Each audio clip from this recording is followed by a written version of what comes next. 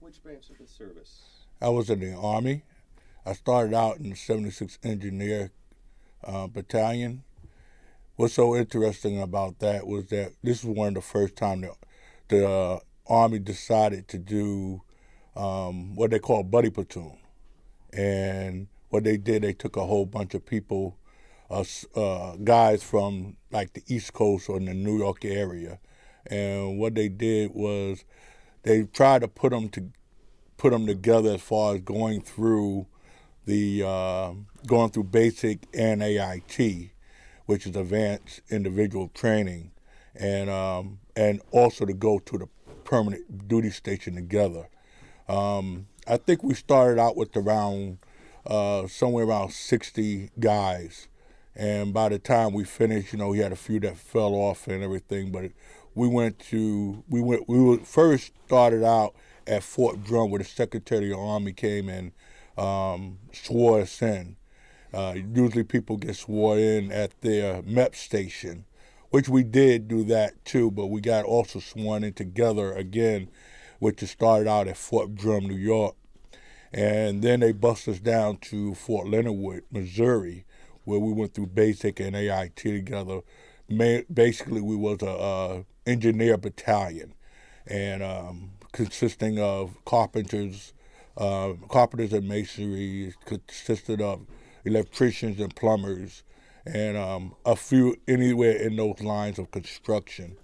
Then what they ended up doing was shipping. Just pause 1 second because we've got some noise in the hall that's gonna mess this up. I'm just gonna show this real quick.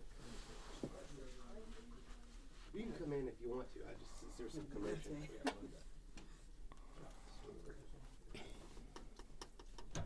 Great. Sorry for cutting you off. Not a problem. I wanted to be able to use all of this stuff.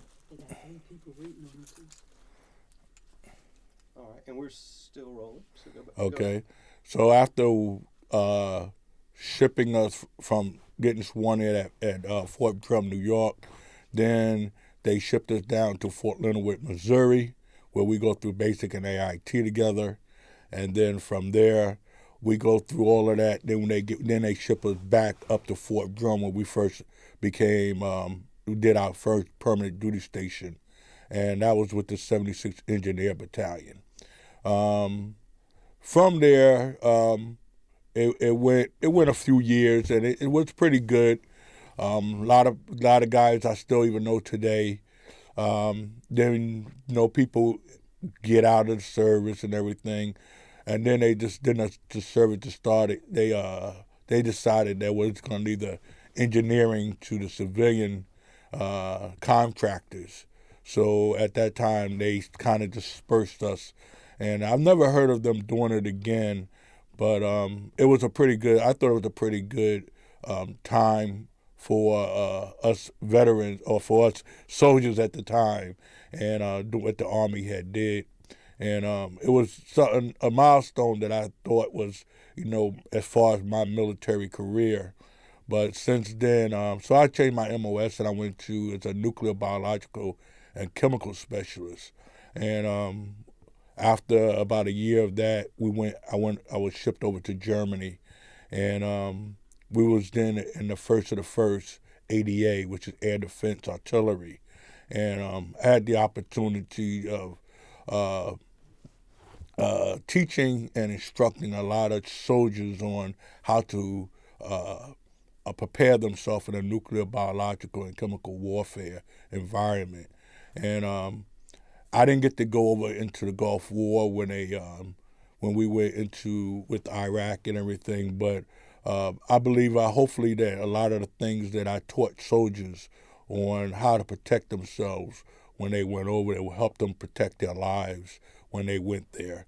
So it was a great experience, and once I did little over 3 years in Germany, which was at actually an air base, even though I was Army. That was Air Defense, though. They protect the Army bases. So it was, like I said, again, it was a good experience. I left there after 3 years and came back to the States, where I went back to Fort Drum, New York again. And from there, and that time I was at the first of the 87th Infantry Battalion. I was attached to them and continued my work as teaching soldiers how to protect themselves in a nuclear, biological, chemical warfare.